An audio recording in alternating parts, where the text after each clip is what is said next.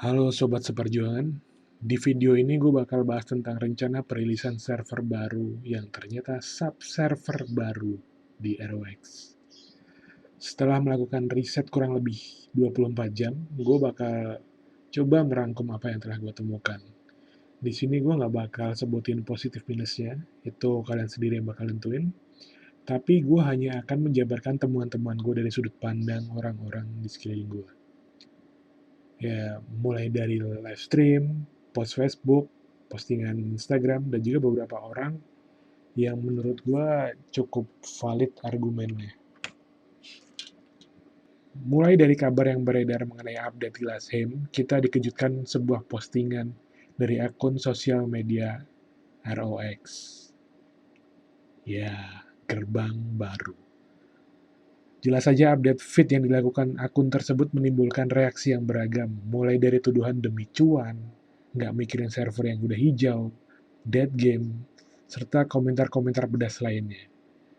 Tapi meski begitu, nggak sedikit juga orang yang memberikan reaksi positif terhadap feed tersebut. Nah, gini dong, regenerasi.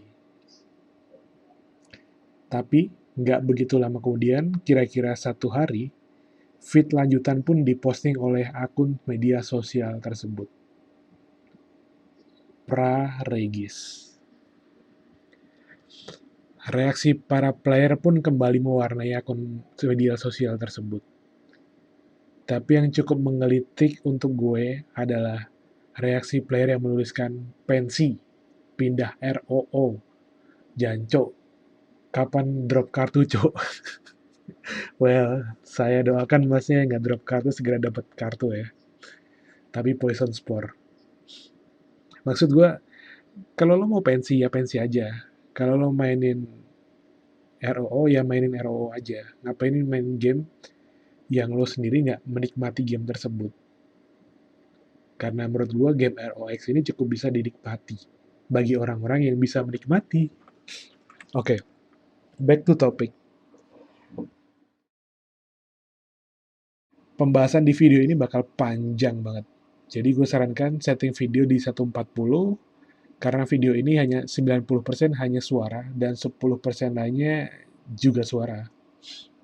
Jadi hampir suara semua. Oke, pembahasan yang pertama adalah apa manfaat buka subserver di Odin? Di sini gue udah merangkum dari 2 sudut pandang. Ya, walaupun itu nggak secara ofisial mereka tuliskan ya. Cuman sebuah terkaan-terkaan aja. Di sini gue tuliskan ada developer dan juga player. Dari sudut pandang developer, manfaat buka subserver di Odin itu karena dengan membuka subserver baru, itu bakal ada player baru. Jelas, jelas banget dong. Iya dong, masa nggak ada player baru? Meskipun bakalan ada player lama yang migrasi ke server yang baru dan membuat server lain jadi hijau, tapi tidak menutup kemungkinan bahwa player baru, spender baru, bahkan sultan baru pun akan berdatangan kan? Ya dong. Masa nggak ada sultan baru sama sekali itu nggak mungkin. Pasti ada walaupun cuma 1-2 orang. Yang kedua, dan selanjutnya dari sudut pandang developer juga bisa memastikan sultan, spender, atau mid spender tetap berada di server yang ramai atau kompetitif. Ya, dari sudut pandang yang satu ini memang terlihat seperti strategi marketing yang cukup cerdik. Dengan mengumpulkan sultan dan spender berada di server yang kompetitif, developer sepertinya ingin mendorong para spender untuk do big with their chunk of money. Terus, untuk selanjutnya, apa manfaat lagi untuk developer dengan membuka server Odin ini? Kemungkinan developer berharap bisa membunuh para RMT. Paham maksud gue? Killing all those RMTers. Sering baca chatboard kenapa isinya WTS semua, WTB semua, kesel ya, kesel dong. Game yang sebenarnya nggak boleh RMT malah dipakai RMT, walaupun sebenarnya itu juga udah marak di game-game RPG di Indonesia. Tapi walaupun begitu juga kadang kesel. udah sering di-ban, berkali-kali tetap muncul. Solusinya gimana? Ya bikin akun mereka nggak laku lagi. Caranya ya server baru. Daripada beli char punya orang lain, mending main di server yang baru. Awal yang baru, karakter asli miliknya sendiri. Oke, selanjutnya manfaat buka subserver di Odin untuk player. Server Odin ini adalah server yang paling stabil di ROX. Mulai dari exchange-nya, player-nya, guild-nya. Ingat sama event Rimuru kemarin, apa kabar exchange? Meskipun seluruh exchange di tiap server itu terdampak oleh event Rimuru, kenyataannya server Odin adalah salah satu server yang paling stabil di seluruh server yang ada. Ingat ya, gua nggak bilang ini stabil, tapi paling stabil dari server yang tidak stabil lainnya. Exchange stabil, player bahagia. Nah, selanjutnya dari sudut pandang player juga, player bisa menerapkan info atau pengetahuan yang didapat dari server-server sebelum mereka pindah. Maksud gue adalah salah satu player yang mulai memainkan game ini dengan pengetahuan nol besar. Dan setelah berbulan-bulan memainkan game ini, gue mulai bisa menerka apa yang seharusnya gue lakukan dan nggak seharusnya gue lakukan. Sayangnya, di game MMORPG ini, nggak bisa riset seperti halnya RPG offline. Jadi, apa yang terbaik? Server baru. Memulai dari awal dengan informasi yang memadai. Dengan begitu, kita bisalah bersaing dengan para spender. Ya, walaupun kemungkinannya rendah. Dan yang jelas, dengan adanya server baru ini, kita yang dulunya main sendiri, kita bisa mendapatkan kolega yang banyak dari server sebelumnya. MMORPG, MMORPG. Nggak bisa dipisahkan dari faktor antar playernya. Bayangkan kalau kemarin kita main game dari awal sendirian, gimana kalau di server yang baru nanti, main game ini bareng temen yang kita temukan dari server sebelumnya. Gimana? Pastinya makin seru dong. Masa enggak? Yang sebelumnya kita main Kiryu Style, sekarang kita bisa main bareng teman-teman kita. Poin kedua dari pembukaan server baru ini. Kenapa hanya di Odin? Lagi, di sini gue bakal bahas dari sudut pandang developer dan sudut pandang player. Dan lagi-lagi gue tekankan ini adalah hanya terkaan gue, bukan official statement dari mereka, dari tiap-tiap pihak, bukan. Dari developer, karena jika membuka lebih dari satu server, player akan terpecah. Yes, ingat waktu server Angeling dibuka, player tersebar kemana-mana. Alhasil, hijau dari awal sampai detik ini. Ya, gimana kalau yang dibuka terlalu banyak, ya playernya bakal nyebar semua. Nggak bakal mereka terkumpul dalam satu titik kan. Selain itu, kenapa hanya di Odin? Satu-satunya server yang sudah terbukti paling stabil dan server yang paling cocok untuk sultan atau spender bagi yang mau kompetitif. Well, F2P bisa aja kompetitif juga, hanya jika mereka mainnya efisien banget dan terstruktur. Selain itu, kayaknya susah deh. Lalu dari sudut pandang player mengenai kenapa hanya cuma di Odin, karena cuma server ini yang dibuka sama developer. Kalau nggak cuma satu, mungkin mereka juga bakal nyebar sih. Tapi karena cuma satu ini, ya mau nggak mau mainin di server yang baru. Dan kenyataannya cuma server ini yang bakal dibuka terakhir gitu. Soalnya udah ada kan isu mengenai merger server.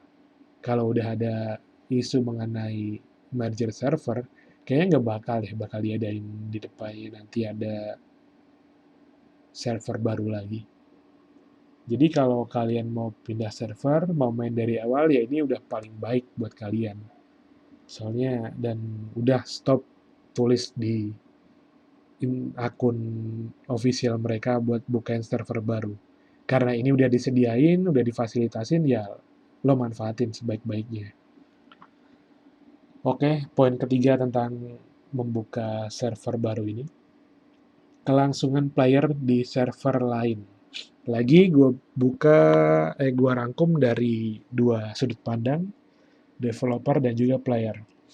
Untuk developer, memecah para player RMT agar dapat memberikan ruang kosong untuk para F2P.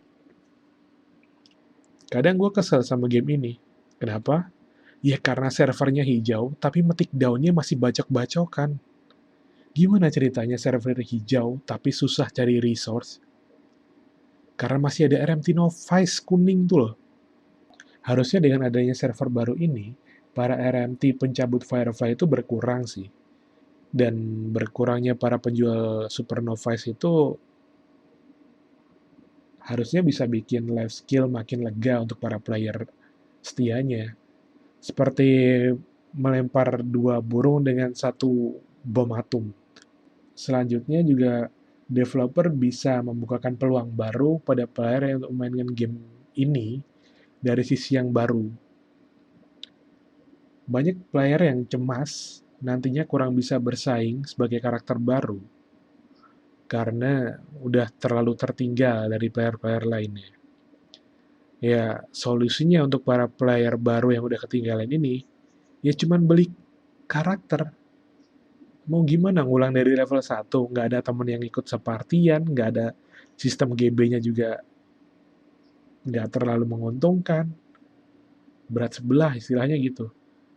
Ya, mau nggak mau ya server baru, biar bisa ngundang spender baru.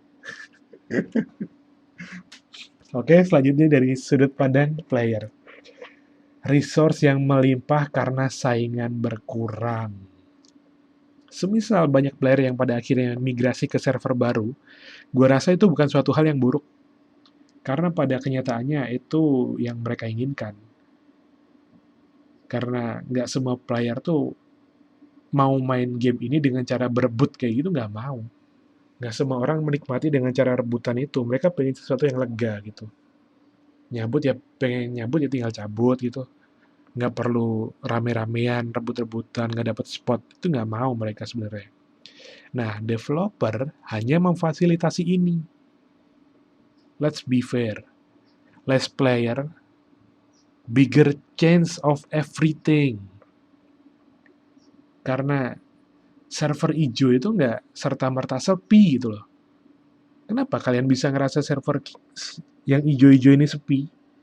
Orang kenyataannya kita nyabutin Firefly masih rame, nyabutin resource lain masih rebutan, MVP masih kejar-kejaran, guildnya juga masih banyak banget. Kenapa bisa bilang servernya sepi? Lo nggak punya mau instance nggak ada party, mau hunting nggak dapat party, ya. Yeah. Ya selama ini temen guild lo buat apa? Kalian join sama guild itu kan buat nyari temen. Apa kalian nggak temenan cuma diem-dieman gitu nggak saling bantu? Ya kalau mau rame ya satu sama lain kenalan dulu. Namanya juga MMORPG. Kalau lo nggak start jadi temen mereka ya lo nggak bakal bisa ngerasain server ini rame. Keempat dari pembahasan subserver baru ini, haruskah pindah ke server yang baru ini? Ya, di sini gue cuma membagi dari 3 sudut pandang ya. Bukan lagi soal developer, tapi tentang playernya. Antara Sultan, Spender, dan juga F2P. Untuk para Sultan, tergantung kondisi permainannya sih. Jika merasa server sulit untuk ditundukkan, ini kesempatan baru untuk menundukkan wilayah baru. Kayak semisal From Valhalla to Angeling mungkin. Kalau di server awal udah terlalu berat ya pindah aja. Tapi kalau ada sultan yang udah menundukkan satu server dan dia juga mau pindah, ya boleh-boleh aja. biasanya untuk para sultan yang menyukai tantangan ya, kayak misal sultan yang pengen build-nya cuman dibikin off topi mungkin sekarang. Kalau dari server sebelumnya dia benar-benar spend banyak, sekarang sama sekali nggak spend itu, mungkin bisa juga sih. Terus dari sudut pandang mid spender ya, haruskah mereka pindah ke server baru? Ya, berapa jumlah yang sudah lo keluarkan demi karakter kalian yang sekarang? Apakah sepadan dengan melewatkan kesempatan subserver baru yang terakhir ini? Jika memang siap spend demi karakter yang baru, ingat, lo dulu cuma spender. Kalau di depan nanti, lo bisa spender plus info. Mekaniknya sekarang lo udah hafal, bayangin, lo udah spend, lo bisa spend dengan ditambah dengan informasi-informasi baru yang lo dapat dari bermain game dari server kemarin. Buat F2P, kalau kalian menikmati game ini, gue rasa wajib. Kenapa? Karena satu-satunya yang bisa ditonjolkan dari F2P adalah mekanisme game.